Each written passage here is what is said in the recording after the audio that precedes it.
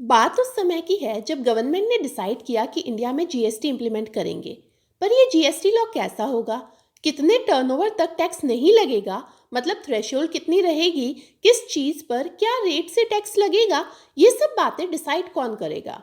Government के पास तो already इतने सारे वर्क थे, तो डिसाइड हुआ कि एक ऐसी कमेटी बना दी जाए जो जीएसटी से रिलेटेड सारा वर्क हैंडल करे।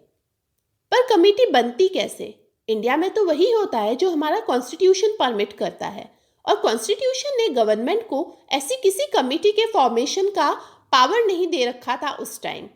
तो फिर गवर्नमेंट ये कमेटी बनाती कैसे? तो सबसे पहले कॉन्स्टिट्यूशन में अमेंडमेंट किया गया। इस अमेंडमेंट के बाद कॉन्स्टिट्यूशन ने प्रेसिडेंट को पावर दिया कि अब वो किसी ऐसी कमेटी को सेटअप कर सकते थे जो जीएसटी से रिलेटेड सारा वर्क देखे। इस कमेटी को नाम दिया गया जीएसटी काउंसिल। इसी जीएसटी काउंसिल को डेडिकेटेड है आज का वीडियो। काउंसिल से रिलेटेड क्वेश्चंस सीए, सीएस और सीएमए के साथ साथ दूसरे कंपटीशन एग्जाम्स में भी पूछे जाते हैं, तो वीडियो को ध्यान से देखना। और वीडियो के एंड में मैंने काउंसिल से रिलेटेड कुछ क्वेश्चंस लिस्ट आउट किए हैं, उनका आंसर जरूर देना, ताकि पता चले कि काउंसिल के बारे में तुमको कितना समझ में आया है। तो without any delay let's get GSTified. Formation of GST council. Constitution में amendment constitution 101st amendment act 2016 के थ्रू हुआ था। इस अमेंडमेंट के बाद कॉन्स्टिट्यूशन में एक नया आर्टिकल ऐड हुआ, आर्टिकल 279A। ये आर्टिकल 12 सितंबर 2016 को ऐड हुआ था। यानी जीएसटी काउंसिल बनाने का जो पावर है वो 12 सितंबर 2016 को मिला। इसके 3 दिन बाद यानी कि 15 सितंबर 2016 को इस आर्टिकल 279A में पावर लेकर ऑनरेबल प्रेसिडेंट ऑफ इंडिया ने काउंसिल को सेटअप किया। जीएसटी काउंसिल का ऑफिस न्यू दिल्ली में है और इसकी वेबसाइट है www.gstcouncil.gov.in। इसी वेबसाइट पर जीएसटी काउंसिल से रिलेटेड सारे अपडेट्स हैं वो अपलोड किए जाते हैं, जैसे काउंसिल की कौन सी मीटिंग कौन सी डेट को और कहां पर हुई, उस मीटिंग में क्या क्या डिसीजंस लिए गए, ये सारी बातें इसी वेबसाइट पर अपडेट होती है। Members of GST council. GST council centre और स्टेट की जॉइंट फोरम है। इसमें बेसिकली 3 तरह के मेंबर्स होते हैं, union finance minister, state finance ministers और दूसरे nominated members. Union finance minister होते हैं वो काउंसिल के चेयरपर्सन होते हैं। Functions of GST council.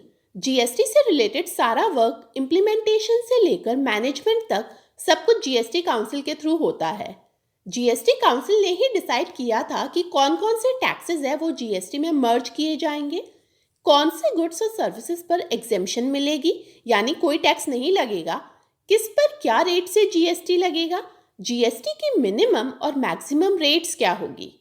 कभी किसी नेचुरल कैलेमिटी के टाइम काउंसिल को ही ये पावर है कि वो स्पेशल रेट्स डिसाइड कर सकती है फॉर अ स्पेसिफाइड पीरियड, जिससे गवर्नमेंट या तो टैक्स रिलीफ दे सके या फिर एडिशनल रेवेन्यू रेज कर सके। हमारे कॉन्स्टिट्यूशन में कुछ स्पेशल कैटेगरी स्टेट्स मेंशन है, जैसे आसाम, सिक्किम, मणिपुर एक्सेट्रा। इन स्पेशल कैटेगरी स्टेट्स में जीएसटी से रिलेटेड प्रोविजंस क्या होंगे ये भी काउंसिल ही डिसाइड करती है। 5 ऐसे प्रोडक्ट्स हैं जिन पर अभी जीएसटी लेवी नहीं हो रहा है, crude petroleum, diesel, petrol, natural gas और एविएशन टर्बाइन फ्यूल। इन प्रोडक्ट्स पर जीएसटी कब से लगेगा ये भी काउंसिल ही डिसाइड करेगी। Meetings of GST council. GST council की मीटिंग्स फ्रीक्वेंटली होती रहती है, जिसमें जीएसटी लॉ से रिलेटेड चेंजेस डिसाइड किए जाते हैं। काउंसिल की फर्स्ट मीटिंग 22 एंड 23 सितंबर 2016 को हुई थी न्यू दिल्ली में। 2020 के एंड तक काउंसिल की मोर देन 40 मीटिंग्स हो चुकी है। काउंसिल की कोई भी मीटिंग तब तक वैलिड नहीं मानी जाती जब तक एटलीस्ट 50% मेंबर्स प्रेजेंट नहीं हो। मतलब कोरम क्या हुआ, 1/2 और 50% ऑफ टोटल मेंबर्स। अगर किसी मीटिंग में 50% से कम मेंबर्स प्रेजेंट है तो उस मीटिंग में कोई डिसीजन नहीं लिया जाता है and it is postponed until next date. Decisions in GST council. क्योंकि जीएसटी काउंसिल में अलग अलग मेंबर्स होते हैं तो ज़रूरी नहीं कि सारे मेंबर्स हर बात पर एग्री ही करें। सपोज करो किसी मीटिंग का एजेंडा है कि प्रोडक्ट एक्स जिस पर अभी 18% की रेट से जीएसटी लगता है उसको कम करके 5% कर देना चाहिए। कुछ मेंबर्स कहते हैं कि रेट कम करनी चाहिए तो कुछ लोग रेट कम करने के फेवर में नहीं है। नाउ हाउ टू डिसाइड कि रेट कम करे या नहीं करे? तो इसके लिए एक मैकेनिज्म गिवन है। डिसीजन लेने के लिए वोटिंग होती है। जैसे प्रोडक्ट एक्स पर रेट कम करे कि नहीं करे, ये क्वेश्चन पुट करके वोटिंग की जाती है। अगर at least 3/4 of weighted votes favour में है तो ही वो डिसीजन लिया जाता है, मतलब रेट कम कर दी जाएगी, अदरवाइज नहीं। अब इसमें एक इश्यू है, क्योंकि सेंट्रल गवर्नमेंट का तो एक ही मेंबर है, यूनियन फाइनेंस मिनिस्टर, और स्टेट गवर्नमेंट्स के इतने सारे मेंबर्स हैं, इसलिए वेटेड वोट्स का कंसेप्ट है। सेंट्रल गवर्नमेंट यानी कि यूनियन फाइनेंस मिनिस्टर का जो वोट होता है वो एक वोट, उसको 1/3 ऑफ टोटल वोट्स कास्ट के बराबर माना जाता है। स्टेट्स के सारे वोट्स को मिलाकर 2/3 का वेटेज दिया जाता है।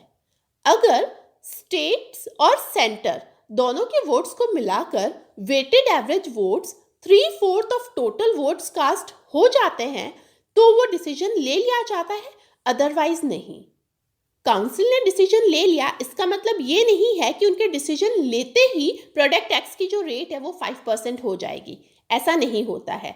जीएसटी काउंसिल को सिर्फ रिकमेंडेशन देने का पावर है, लॉ में अमेंडमेंट या चेंज करने का पावर नहीं है। मतलब जब भी काउंसिल के जो डिसीजंस लिए जाते हैं वो सेंट्रल गवर्नमेंट के पास भेजे जाते हैं इन फॉर्म ऑफ रिकमेंडेशंस। उसके बाद में सेंट्रल गवर्नमेंट नोटिफिकेशन इश्यू करती है, फिर स्टेट गवर्नमेंट्स होती है वो भी नोटिफिकेशंस इश्यू करती है। उसके बाद कहीं जाकर वो जो चेंज होता है वो अफेक्टिव होता है। मतलब लॉ कब बनता है? जब गवर्नमेंट है नोटिफिकेशन इश्यू करती है। मतलब ये हुआ कि जीएसटी लॉ में चेंज लाने के लिए या अमेंडमेंट करने के लिए दो बातों का होना मैंडेटरी है। पहला, जीएसटी काउंसिल की रिकमेंडेशन होनी चाहिए। उसके बाद में गवर्नमेंट की जो नोटिफिकेशन है ऑफिशियल गैजेट में वो भी आनी चाहिए। अगर ये दो बातें होती है तो ही जीएसटी लॉ में चेंज होगा, अदरवाइज नहीं होगा। Dispute resolving mechanism. सपोज करो जीएसटी से रिलेटेड किसी इश्यू को लेकर कोई डिस्प्यूट हो जाता है, से सेंट्रल गवर्नमेंट और किसी स्टेट गवर्नमेंट के बीच में, या फिर बिटवीन 2 और मोर स्टेट्स। ऐसे सिचुएशन में जीएसटी काउंसिल का जो डिसीजन होता है वही प्रिवेल करता है। मतलब क्या हुआ? जीएसटी काउंसिल जीएसटी से रिलेटेड सेंटर और स्टेट के डिस्प्यूट्स को भी हैंडल करती है, और इस सिचुएशन में सारी गवर्नमेंट्स को, वेदर इट इज सेंट्रल और स्टेट, उनको जीएसटी काउंसिल का जो डिसीजन होता है उसको मानना ही पड़ता है। So that's all about GST council. अगर समझ में आ गया है तो इन क्वेश्चंस का आंसर देने की कोशिश करो।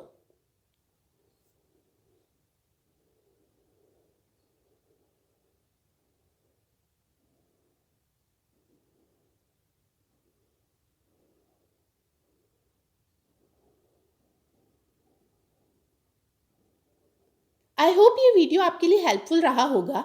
If yes, hit that like button, share करो and do subscribe this channel for more such videos. This is CA Preeti Parihar signing off for now. Bye bye.